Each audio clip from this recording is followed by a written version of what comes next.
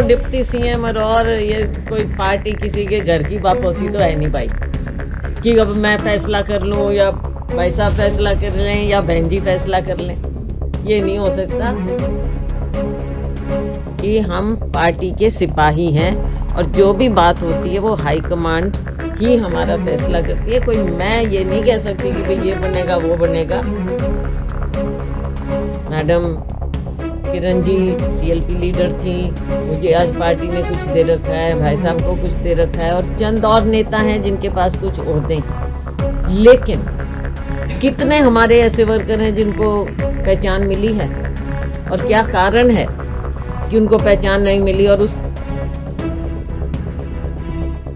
कि मिलकर चलना, मिलकर चलाना जिम्मेवारी किसकी बनती है।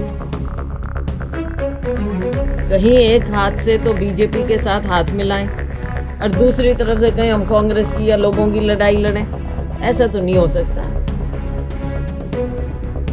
देखिए सबका अपने अपने तरह से कांग्रेस को मजबूत करने का तरीका। सब लोग एक जगह इकट्ठे हों ये जरूरी नहीं और ये संभव। कांग्रेस के हाईकमान वो चाहे 10 जनपद वाले हों या फिर खड़गे साहब ही हों, वो कोई भी हो, वो जहां भी हो, अब तो हरियाणा को संभालो, अब तो आंखें खोलो। अनुशासन का सब्जेक्ट अगर कांग्रेस के संविधान में कहीं एक लाइन का भी है तो अपने नेताओं को पढ़ा दो, समझा दो। और हाँ, यदि देर हो गई तो यकीन मानिए मध्य प्रदेश, छत्तीसगढ़ और राजस्थान की तरह हरियाणा में भी गुटबाजी कांग्रेस को निपटा देगी। कोई व्यक्ति इतना बड़ा नहीं कि वो कांग्रेस से बड़ा हो जाए। कांग्रेस माँ है, कांग्रेस वट वृक्ष है, उसमें किसकी क्या भूमिका होगी इसका निर्णय भारतीय राष्ट्रीय कांग्रेस, मल्लिकार्जुन खड़गे साहब, राहुल गांधी जी, श्रीमती सोनिया गांधी जी, हमारा नेतृत्व इस बात का फैसला करेगा। ये तिकड़ी वो दुकड़ी, इनके बयानों का एक एक लफ्ज गुटबाजी को गर्म करने वाली ऐसी खिचड़ी है जिसे पार्टी के लिए पचा पाना मुश्किल है।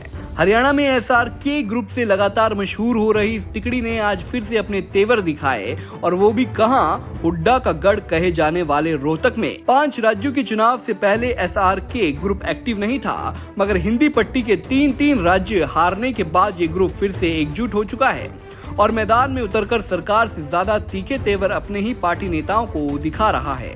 आपको अभी सुनाया हमने, सुरजेवाला कहते हैं पार्टी माँ है, वटवृक्ष है, हाईकमान सर्वशक्तिमान है और उसका फैसला सर्वमान्य है।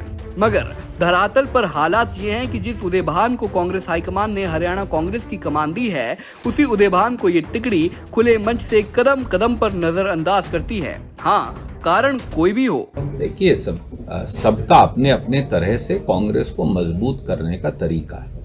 ठीक? सब लोग एक जगह इकट्ठे हों ये जरूरी नहीं और ये संभव भी। इकट्ठा न होना कांग्रेस के लिए हानिकारक नहीं। मुख्यमंत्री की दौड़ और खुले मंच से खुद को सबसे बड़ा दिखाने की होड़, मूल रूप से यही कांग्रेस पार्टी में गुटबाजी की वजह है। वैसे पूर्व मुख्यमंत्री और नेता प्रतिपक्ष भूपेंद्र सिंह हुड्डा और उनका गुट भी कोई दूध का दूल्हा नहीं है। एक प्रदेशाध्यक्ष अशोक तंवर थे जिनका सिर तक फोड़ दिया गया था, आरोप हुड्डा गुट पर लगा। एक प्रदेशाध्यक्ष कुमारी शैलजा खुद थी जिन्हें हुड्डा ने अपना नेता कभी माना ही नहीं। शैलजा संगठन बनाने की कोशिशों में जुटी रही और हुड्डा हर बार उन कोशिशों पर पलीता लगाते चले गए। कई प्रभारी आए और मायूस होकर चले भी गए और उसका अंजाम जानते हैं क्या रहा।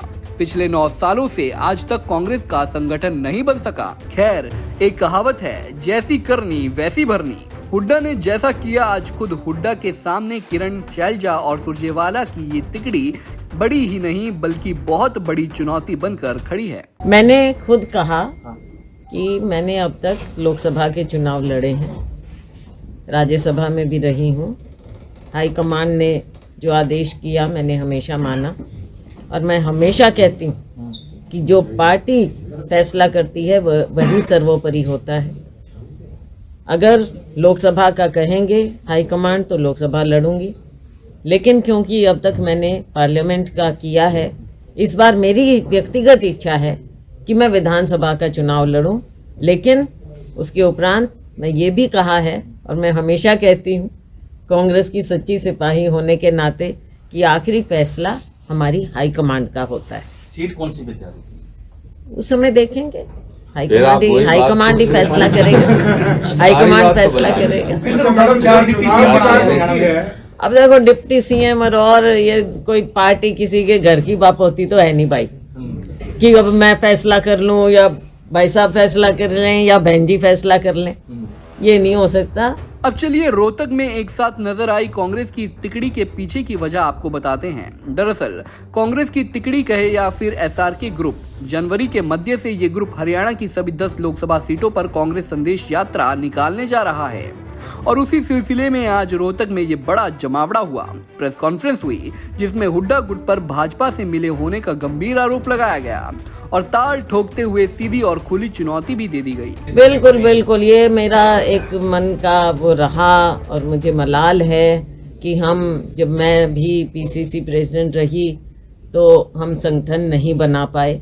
तो ये एक बड़ी दुर्भाग्यपूर्ण बात है कि संगठन नहीं बना, इतने साल से नहीं बना। ये अब कुछ लोग हैं, madam Kiran ji CLP leader थी, मुझे आज पार्टी ने कुछ दे रखा है, भाई साहब को कुछ दे रखा है और चंद और नेता हैं जिनके पास कुछ ओहदे हैं। लेकिन कितने हमारे ऐसे वर्कर हैं जिनको पहचान मिली है और क्या कारण है कि उनको पहचान नहीं मिली और उसके बावजूद वो कांग्रेस पार्टी के सच्चे सिपाही। आपको याद है कि नहीं, हरियाणा कांग्रेस में एक और धड़ा था। वो था पूर्व सीएम स्वर्गीय भजनलाल के सुपुत्र कुलदीप बिश्नोई का।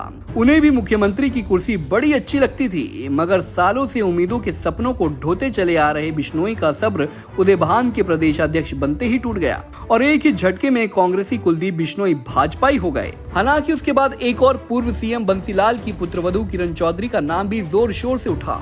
कहा गया कि अब नहीं तो तब किरण भी भाजपाई होने वाली हैं, मगर किरण अपने स्टैंड पर कायम रही और हमेशा कहती रही कि मुझे निपटाने का साहस किसी में नहीं है, वो खुद निपट जाएगा जो मुझसे टकराएगा। वैसे आज किरण का सारा फोकस जनहित के मुद्दों पर ही था, थोड़ा उन्हें भी सुनते चलिए। और आज जो हरियाणा के अंदर स्थिति है वो भी सब जानते हैं। विधानसभा सत्र अभी कल समाप्त हुआ है, 3 दिन का विधानसभा सत्र।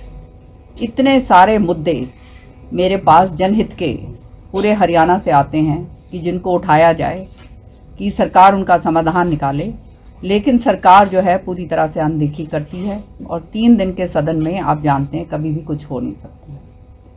आलम यह है कि हमने ये बात महिला उत्पीड़न की बात उठाई। आपने देखा कैसे हमारी बच्चियों के साथ जो है 143 गर्ल स्टूडेंट्स जो हैं उन्होंने शिकायत करी इस प्रिंसिपल के खिलाफ और जो है 6 बारी का वो हैबिचुअल ऑफेंडर और अभी तक वो प्रिंसिपल बैठे हुए थे, अब उसके ऊपर कार्रवाई करी गई।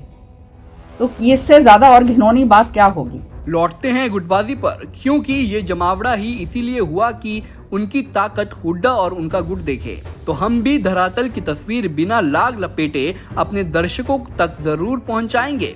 याद कीजिए, पिछले कई दिनों में और कई दफा कुमारी शैलजा बोल चुकी हैं कि अब की बार मेरा मन विधानसभा चुनाव लड़ने का है। ये बयान महज बयान ही नहीं, बल्कि ये मुख्यमंत्री की रेस में खुद को सबसे आगे मान रहे भूपेंद्र सिंह हुड्डा को ऐसी चुनौती है कि आइए अब की बार सत्ता के सिंहासन का रास्ता आपके लिए आसान नहीं होगा। देखो, पार्टी का तो जो परंपरा रही है कि मुख्यमंत्री बाद में चयन किया जाता है, पहले चेहरा।